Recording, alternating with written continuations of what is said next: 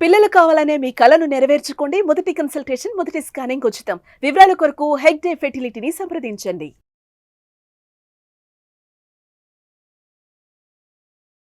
నమస్తే రజిత గారు. నమస్తే ఉషా. ఇవాళ రేపు మనం కనుక చూస్తే బయట చాలా ఇబ్బందికర పరిస్థితులు ఎదురవుతున్నాయని చెప్పుకోవచ్చండి. ఆడపిల్లల్ని పెంచే ప్రాసెస్లో తండ్రి రోల్ చాలా కీలకమైందని చెప్పుకోవాలి.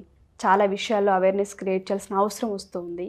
పరిణామాలని అంటే సిచ్యుయేషన్స్, సరౌండింగ్స్ని అర్థం చేసుకునేంత క్యాపబిలిటీని వాళ్ళకి ఇవ్వాలి పేరెంటింగ్లో మనం చెప్తున్నాం. దాన్ని ఎలా ఎడ్యుకేట్ చేయాలి అంటారు? పేరెంట్స్ పిల్లలు ఎప్పుడైతే టైం స్పెండ్ చేస్తారో చాలా లోపాలను మనం సరిదిద్దుకోగలుగుతాం.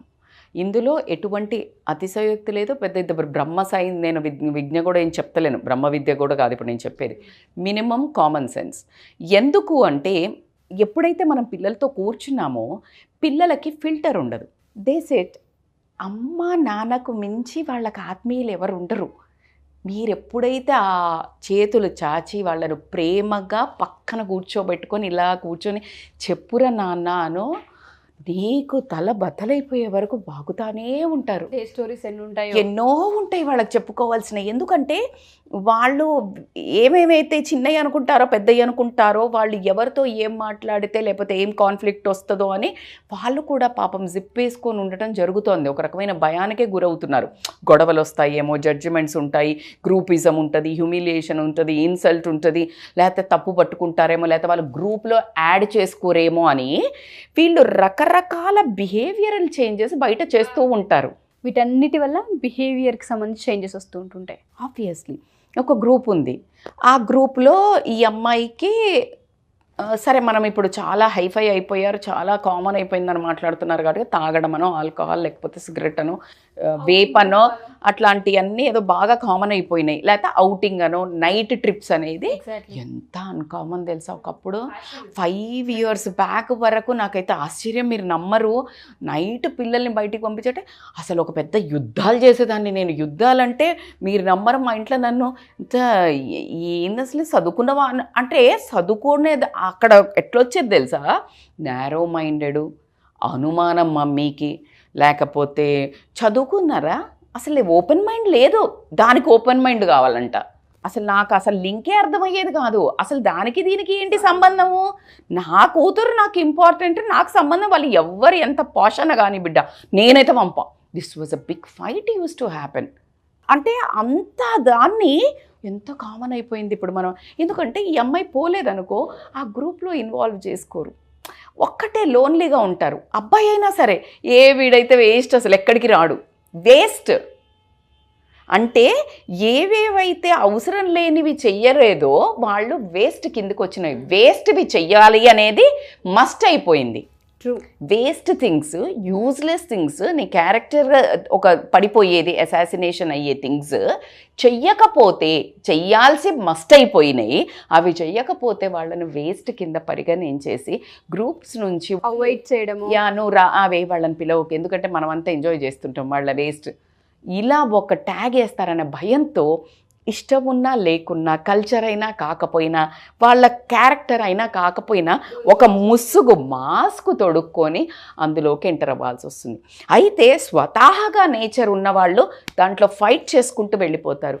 ఎప్పుడు మనది కాని స్కిన్, మన స్కిన్ కాని బట్టలు ఎప్పుడైతే వేసుకుంటామో, if you are wearing other skin you won't be comfortable. ఆ అన్కంఫర్టబుల్లో ఉన్న బిహేవియర్ వాళ్ళను ఎక్కువ అటాక్ చేయడం జరుగుతుంది. దీనివల్ల ఎటువంటి కాన్సిక్వెన్సెస్ వచ్చే అవకాశం ఉంటుందంటారు? కాన్సిక్వెన్సెస్ ఎందుకు ఎట్లా వస్తాయి? ఇప్పుడు మనం ఏదో ఒక ఎగ్జాంపుల్ తీసుకుందాం. ఒక అమ్మాయో అబ్బాయో ఇష్టం లేదు, but they wanted to change, upgrade themselves to fit in to some group, right? So ఇంట్లో వాళ్ళకి అసలు ఏమి తెలియదు, బట్ ఇంట్లో వాళ్ళతో ఫైట్ చేసి అసలు కామన్ అందరు పోతారు తెలుసా అని అందరు చెప్తుంటారు ఇంట్లో.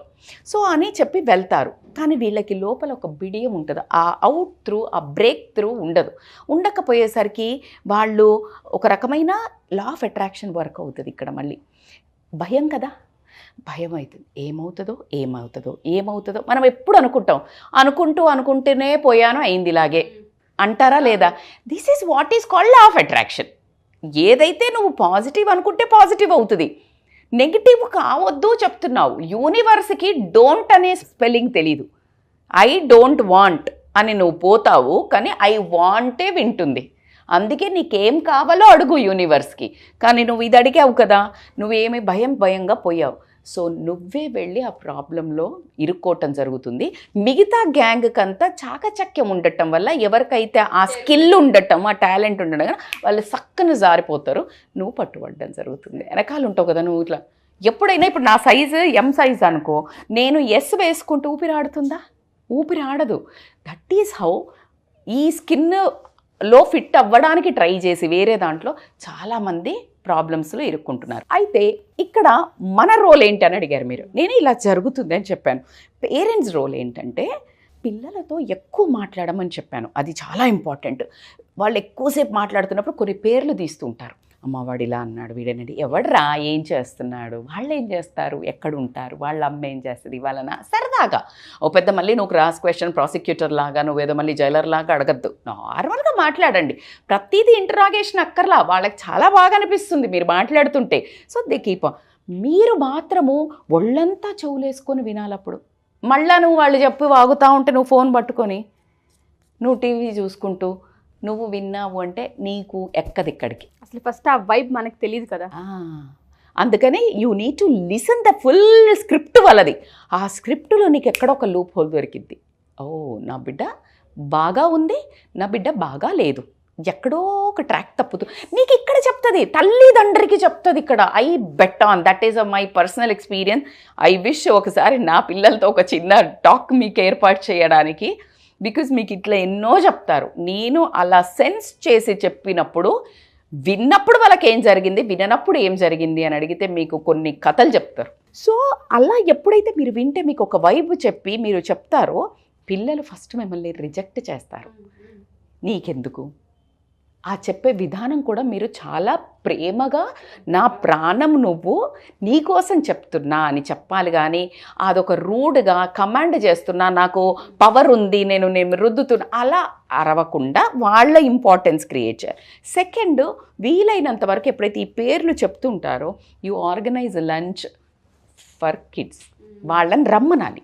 మంత్లీ వన్సా ఎవరు ఈ మంత్లో ప్రతి month, first month, second month, third month కన్సిస్టెంట్గా ఎవరు ఉన్నారు, చేంజ్ ఎవరు అవుతున్నారు, గ్రూప్ ఎవరు పోతున్నారు, ఎవరు వస్తున్నారు, ఇంటికి వచ్చినప్పుడు వాళ్ళ బిహేవియర్ ఏంది, వాళ్ళ నడవడిక ఏంది, వాళ్ళ మేడం అట్లా తప్పు కదా మేడం వేరే అంటే, no you are a mother for all children. Exactly. ఇక్కడ అసలు వేరే వాళ్ళని జడ్జి చేయడానికి నిన్ను అసలు మనం కాదు. నేను ఎప్పుడు అట్లా చెయ్యను. నేను ఆ పక్కన పిల్లలకు ఇంకా ఎక్కువ మదర్లీగా ఉంటాను. ఎందుకు అంటే వాళ్ళకు కూడా తెలియకే చేస్తారు, కానీ వాళ్ళు ఏమైనా పుట్టుకతోటి అలా అవుతారా పిల్లలు చెప్పండి. సో ఎక్కడో ఒక వాళ్ళ బ్యాక్గ్రౌండ్లో వాళ్ళ పెంపకం దగ్గర కానివ్వండి, లేదా వాళ్ళ చుట్టుపక్కల సరౌండింగ్స్లో ఏమైనా జరిగినప్పుడు కానీ ఏదో కొన్ని పిక్ చేసుకుంటారు. ఆ ఇంపాక్ట్ వాళ్ళది ఉంటుంది. ఆ ఇంపాక్ట్ మన పిల్లల మీద పడుతుంది. కానీ మనము కొంచెం స్పార్క్ ఉపయోగించి, తెలివితేటలు ఉపయోగించి మన పిల్లలతో పాటు వాళ్ళ మీద కూడా మంచి ఇంపాక్ట్ వేస్తే అంతకు మించి తల్లి అనే పదానికి అందమే ఉంది చెప్పండి తల్లిదండ్రులకి. So this is how a parents, wise parents అంటున్నాను. Knowledge is different from wisdom. Yes. ఇప్పుడు నేను ఇది చెప్తున్నప్పుడు కొంతమంది అటు ఇవి తెలియదా మనకు, అందరికీ తెలుసు, నాకు కూడా తెలుసు, మరి నేను చెయ్యనా. విజ్డమ్ ఏంటంటే knowing is not the everything. Knowing what you are doing, what you know is everything. మీకు తెలిసింది మీరు ఆచరణలో పెట్టే వాడే విజ్డమ్ ఉంది అని చెప్తారు. నాలెడ్జ్ చాలామంది కుదిరో బాబు ఇవాళ రేపు. నాలెడ్జ్ ఎప్పుడు చదవదు. వరల్డ్ బుక్స్ చదివితే ఒక న్యూట్రిషన్ కోర్స్ చేసామంటే అందరికీ తెలుస్తుంది. న్యూట్రిషన్ కోర్స్ చేసిన ఎంతమంది న్యూట్రిషనిస్టులు, ఎంతమంది యోగా టీచర్లు, ఎంతమంది life coaches applying in your own life to improve your self to become a better person. You're getting my point. So as a parent I will really unfold my wisdom every single day, Usha, till now also, to become a better parent. మీరు చూస్తుంటారు today also it's her birthday, I want to spend time with her, but మీరు వీడియోకి రా అన్నారు and she heard that, అమ్మ వెళ్ళండి, సరే మేమిద్దరం కలిసి జర్నీలో స్పెండ్ చేసి ఐ డ్రాప్డ్ హర్ ఫ్రెండ్ దగ్గర. అక్కడి నుంచి ఇప్పుడు వెళ్ళేటప్పుడు అంటే నాతో జర్నీలో ఐ వాంట్ మా ఇద్దరు స్పెండ్, ఇప్పుడు ఫ్రెండ్తో స్పెండ్, మళ్ళీ నేను పిక్, మళ్ళీ టుగెదర్. పిల్లల జర్నీ తల్లికి కానీ తండ్రికి కానీ ఇంత దగ్గరగా ఉంటే సరౌండింగ్స్ కావచ్చు, ఆ ర్యాపో కావచ్చు, చాలా క్లియర్గా ఆ పిక్చర్ అర్థమవుతుంది రజిత గారు. మీరు చెప్తూ ఉంటే చాలామంది పేరెంట్స్ మీరు అన్నట్టుగానే అందరికీ తెలుసు, ఇవి ప్రాథమిక సూత్రాలని చెప్తూ ఉంటాం, అందరికీ తెలుసు. ఆచరణలో ఏం పెడుతూ ఉన్నాం? చాలామంది పేరెంట్స్కి అసలు దౌర్భాగ్యం అనే చెప్పాలి. పిల్లలు ఏ గ్రూప్తో ఫ్రెండ్షిప్ చేస్తారన్న వాటిపైన క్లారిటీ కూడా ఉండదు. చాలా మంది ఆడపిల్లలు ఇవాళ రేపు మనం కొన్ని ఇన్సిడెంట్స్ ఆల్రెడీ మనం చూస్తూ ఉన్నాం. గత 1 వీక్ నుంచి కూడా కొన్ని ఇన్సిడెంట్స్ గురించి మాట్లాడుతుంటేనే ఒళ్ళు గగురు పుడుస్తుందని చెప్పొచ్చు. ఆడపిల్లల విషయంలో మీరు అన్నట్టుగా తల్లి ఆ పాత్ర కనుక తీసుకోగలిగిన, తండ్రి ఆ పాత్ర కనుక తీసుకోగలిగిన ఫస్ట్ తెలుస్తూ ఉంటుంది. అండ్ టచెస్ గురించి కూడా మనం చెప్తూ ఉంటాం, గుడ్ టచ్, బ్యాడ్ టచ్ అని. నేను చాలా వీడియోస్ ముందు చూసాను, ఇప్పుడు కూడా మళ్ళీ రీఫ్రెష్ చేస్తున్నారు అది గుడ్ టచ్ బ్యాడ్. నాకు మీరందరూ ఎడ్యుకేట్ చేయమని చెప్తుంటే మీరు నమ్మరు, నేను అదొక వీడియో చూస్తున్నాను నిన్న. ఎవరో ఒక ఇన్స్టాలో ఒక మదర్ ఫాదర్ చిన్న పాపకు ఒక యాంకర్ చేస్తున్నారు, ఇట్లా గుడ్ టచ్ బ్యాడ్ టచ్ అంటే పాప చూపిస్తుంది. ఇప్పుడు చెప్పినా నాకు ఏడుపు వచ్చేస్తుందేమో. హానెస్ట్గా చెప్తున్నాను, ఎన్నిసార్లు చెప్పినా నేను ఐ ఫెల్ట్ సో బ్యాడ్. మీరు అడిగే యాంగిల్లో నేను చెప్పలేకపోవచ్చు, ఎందుకంటే అది అందరూ చెప్తున్నారు. నా క్వశ్చన్ ఏంటంటే, అంత చిన్న పిల్లలకి అసలు టచ్ల గురించి అంటే నువ్వు బ్యాడ్ టచ్ అని నేర్పిస్తున్నావు. ఎంత దౌర్భాగ్యం అంటే, ఎంత అనాగరికత అంటే, అంత అంటే మృగాలు ఉన్నారు చుట్టుపక్కల అని చెప్పడానికి నేను చాలా సిగ్గుపడుతున్నాను. అంత చిన్న పిల్లకి నువ్వు గుడ్ టచ్ బ్యాడ్ టచ్ నేర్పిస్తున్నావు. నేర్చుకుంది ఒకవేళ ఎవరైనా చేస్తే దాని మనస్సు ఎంత వికలమవుతుంది చెప్పండి. అంటే ఆ పిల్ల అండర్గోయే పెయిన్ కానీ, కన్ఫ్యూజన్ కానీ, ఇప్పుడు మనం సెల్ఫ్ అబ్యూస్కి వెళ్ళినాక వాళ్ళ బిహేవియర్ ఎట్లా మారుతుంది అని. Kangana Ranaut has become a ferocious lady because she underwent so much of abuse అని చెప్పింది. అంటే నువ్వు సొసైటీకి ఒక రకమైన నెగిటివ్ వెపన్ అనే చెప్తాను నేను. బయటకు ఒక అస్త్రాన్ని వదిలినట్టే దాన్ని కంట్రోల్ చేయడానికి ఆ శక్తిని ఎవ్వరి తరం కాదు. అలాంటిది ఇంత చిన్న పిల్లలకి గుడ్ టచ్ బ్యాడ్ టచ్ అంటే సిగ్గు శరం. మనకు మగవాళ్ళకనే చెప్పాల్సి వస్తుంది. ఇప్పుడు ఇక్కడ మగవాళ్ళకి నీకు అది నేర్పించాలంటే నీకు ఏజ్ లేదా, 18 ఏళ్ల తర్వాత వాళ్ళకి ఆటోమేటిక్గా అసలు ఎవరైనా ఒక రకంగా చూస్తుంటేనే తెలిసిపోతుంది బాడీకి ఎక్కడి నుంచి ఎవడో చూస్తున్నాడు రా బాబు అని. అలాంటి ఏజ్కి వచ్చాక అసలు మనం చెప్పాల్సిన పర్లేదు. కానీ దానికి ముందు మీరు నేర్పించమని చెప్తున్నాం చూడు, తప్పకుండా నేర్పించాల్సిందే. కానీ నేనేమంటున్నాను, ఆ నేర్పించి వాళ్ళు తెలుసుకొని మన దగ్గరికి రీచ్ అయ్యేలోపే అంతమంది ఇస్తున్నారే, అదెవరు కాపాడాలి? ఇప్పుడు మగపిల్లలను ఖచ్చితంగా సంస్కరించాల్సిన విషయం అయితే ఉంది. నేనేమంటున్నాను, ఇంకొక విషయం కూడా మీకు ఇక్కడ ఒక 10% 15% ఇట్లాంటి దౌర్భాగ్యులు, దుర్మార్గులు, రాక్షసులు ఉన్నారని మాత్రం మనం చెప్పవచ్చు. మిగతా వాళ్ళందరూ న్యూట్రల్ వాళ్ళు. I want to become everyone positive. కొంచెం సొసైటీ మీద కమాండ్ తీసుకోవాలి. సొసైటీలో ఎవరైతే ఇప్పుడు ఈ పర్సన్ 15% 10% ఉన్నవాళ్ళు మీ పక్కన ఉన్న వాళ్ళను దండించటమా, కరెక్ట్ చేయటమా, ట్రీట్మెంట్స్కి తీసుకెళ్ళటమా, వాళ్ళ బిహేవియర్ని తప్పు అని నిర్మూలించటమా, ఇలాంటివి ఏదో ఒకటి చేసుకుంటూ పోవాలి. అంటే ఒకటి సొసైటీలో ఫ్రెండ్స్, ఆ అబ్బాయిల తల్లిదండ్రులు వాళ్ళని గమనించటం వల్ల, మగపిల్లల తల్లిదండ్రులు కూడా ఎప్పుడైతే కొడుకుల ఒక బిహేవియర్ మీద ఒక ఐడెంటిఫికేషన్, ఒక తల్లిని వచ్చి ఒక బాబు పట్టుకున్నాడు ఖచ్చితంగా ఫీల్ అవుతుంది. మేడం తల్లిని పట్టుకుంటే కూడా ఫీల్, అరే టచ్లో తెలుస్తుంది, సెన్స్ అర్థమవుతుంది కదా, సెన్స్ అర్థమవుతుంది. వాడికి తెలీదు, వాడి హార్మోన్స్ మాట్లాడుతున్నాయి. కొడుకు మాట్లాడ్డు అక్కడ, కొడుకు తల్లి కాదు ఇక్కడ అబ్బాయి అమ్మాయి అవుతుంది. మీరు మళ్ళీ అంటారేమో, మేడం ఎవరన్నా తల్లి తండ్రి, అరే బిడ్డను తండ్రి చేస్తున్నాడు కదా, తల్లి తండ్రి కూడా తల్లి కొడుకు కూడా విన్నాం కదా, ఒక కొడుకు తల్లిని పడుకో అని గొడవ చేశాడు అని. నేనేమి బూతులు మాట్లాడడం లేదు కదా, నేను ప్రపంచంలో జరుగుతున్నవే చెప్తున్నాను. అందుకని ఎప్పుడైతే తల్లి వాళ్ళు, మనం తల్లి తండ్రి ఎప్పుడైతే పిల్లల కంటెంట్ చూడడం కానివ్వండి, ఎన్నింటికి పోతున్నాడు, ఎప్పుడు వస్తున్నాడు, వాడి బిహేవియర్ ఏంటి, ఓన్లీ ఆకతాయిగా తిరుగుతున్నాడా, ఇలా తిరుగుతున్నాడా, నీ కొడుకును నువ్వు వదిలినట్టయితే సమాజంలో ఏ ఆడపడుచుకైనా ఆని తలపడతాడా, లేకపోతే మన ఇంటికి చెడ్డ పేరు తీసుకొస్తాడా, వాడి జీవితాన్ని నాశనం చేసుకుంటాడా, ఎన్ని యాంగిల్స్ ఉన్నాయి చూడండి. అంటే ఇప్పుడు మనం ఆడపిల్లల పేరెంట్స్ గురించి మాట్లాడుకున్నట్టే మగపిల్లల పేరెంట్స్ గురించి కూడా ఒక రెస్పాన్సిబుల్ అబ్బాయిని కనుక నువ్వు బయటికి పంపించినట్టయితే ఇలాంటి పిల్లలు వాళ్ళ పక్కనుంటే వాళ్ళని కరెక్ట్ చేస్తారు.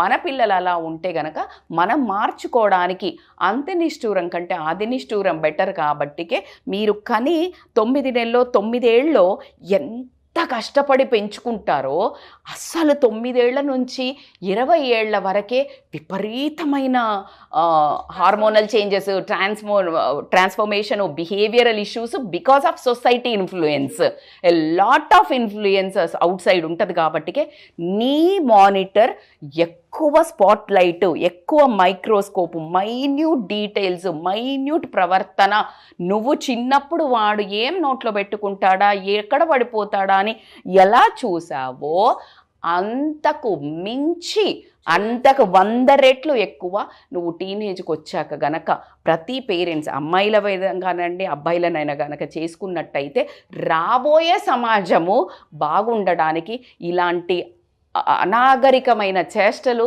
చెయ్యకుండా ఉండడానికి ఇప్పుడున్న తల్లిదండ్రులు పునాది వేయాలని మాత్రం నేను ఖచ్చితంగా రిక్వెస్ట్ చేస్తున్నాను. వండర్ఫుల్ నరేషన్ రస్తా గారు, మీరు అన్నట్టుగానే టు బీ కంటిన్యూడ్ అని చెప్తాను. ఈ ఎపిసోడ్ పార్ట్ 2 తీసుకుంటాను నేను అబ్బాయిలకు సంబంధించి కూడా, ఎందుకంటే ఆ డీటెయిల్స్ అవసరం పేరెంట్స్కి.